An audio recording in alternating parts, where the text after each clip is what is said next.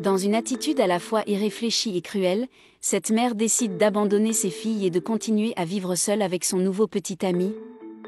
Et un jour, sans manifester le moindre sentiment, elle emmène ses enfants dans un endroit désert et les y laisse seuls, et même le désespoir de ses filles ne l'a pas fait changer d'avis, alors elle est partie sans même se retourner, laissant les filles seules et désespérées. N'ayant nulle part où aller, l'aînée a demandé à sa sœur de l'attendre dans cet endroit jusqu'à ce qu'elle trouve quelque chose à manger pour toutes les deux. Elle est donc partie, tandis que sa sœur est restée seule à l'attendre. Lorsqu'elle a trouvé un marché à proximité, elle a décidé d'entrer à l'intérieur, et sans réfléchir à la gravité de son attitude, elle a décidé de voler quelque chose en cachette pour qu'elle et sa sœur puissent manger. Puis, essayant de se déguiser, elle s'est faufilée hors de la porte, mais ce qu'elle ne savait pas, c'est que le gardien du marché se méfiait d'elle. Et quand elle est revenue, elle a été surprise par l'arrivée du garde, qui s'est approché d'elle et l'a accusée d'avoir volé. Et a commencé à prendre ce qui se trouvait sous ses vêtements, mais heureusement, un autre homme s'est approché d'elle pour savoir ce qui se passait. Et après l'avoir écoutée, il lui répond qu'il n'a pas à s'inquiéter, car il paiera lui-même ce qu'elle a pris et que ce sera sous sa responsabilité. Lorsque le garde part, l'homme attire l'attention de l'enfant en disant que son attitude n'était pas correcte. Elle s'excuse ensuite en disant qu'elle l'a fait parce que sa sœur avait faim. Mais il dit que ce n'est pas une raison pour voler, et demande ensuite si sa mère lui a appris cela. Elle dit qu'elle savait que c'était mal, mais que sa mère les avait abandonnés. Et puis elle commence à expliquer tout ce qui s'est passé depuis le début.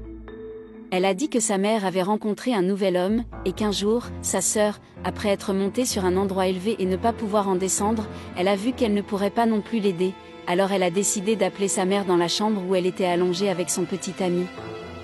Lorsque sa mère a entendu son appel, elle s'est mise en colère et est allée voir ce que c'était, tandis que l'homme est resté dans la pièce à se plaindre d'eux et à dire combien ils étaient ennuyeux. Ainsi, lorsque sa mère a ouvert la porte pour savoir ce qui s'était passé, elle lui a tout raconté et toutes deux sont sorties pour aider sa sœur. Lorsqu'elles sont arrivées, la mère a pris la fillette dans ses bras et est partie avec elle, mais lorsqu'elle est rentrée chez elle, elle a commencé à crier sur ses sœurs, disant qu'elle était fatiguée de cette vie et qu'elle n'était même pas assez bien pour s'occuper de sa petite sœur.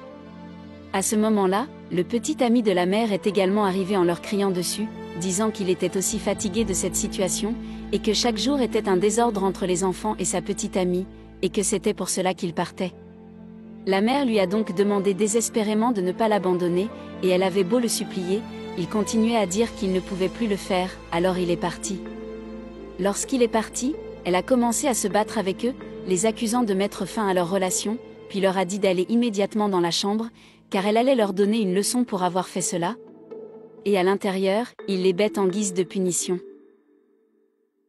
Quelque temps plus tard, alors qu'elle était en train de tripoter son téléphone portable, son petit ami arrive et elle le reçoit tout heureux, mais il lui donne le message suivant, qu'à partir de ce moment-là, elle devrait choisir entre lui et ses filles, parce qu'il ne supportait plus de vivre dans cette situation, et qu'à chaque heure, elles entravaient leur relation. Et même si elle a contesté, il a dit qu'il ne voulait pas savoir, car si elle voulait vraiment rester avec lui, elle devait les quitter, et si elle voulait vraiment être heureuse, elle devait rester avec lui et non avec les filles. Et préférant rester avec lui, elle dit qu'elle irait chercher les deux pour les laisser quelque part, et il accepte, et quitte la maison pour les attendre dehors, et déjà dans la voiture, une fois de plus, elle répète combien elle était fatiguée de vivre avec eux deux, les laissant très tristes d'entendre cela de leur propre mère. Et entrant dans un endroit éloigné de la ville, elle dit à ses filles qu'elles y resteraient toutes les deux, et en se regardant l'un l'autre, ils ont eu peur, car ils ne voulaient pas rester seuls sans leur mère. Elle sort de la voiture pour les abandonner, et si vous voulez connaître le dénouement de cette histoire, commentez pour la deuxième partie.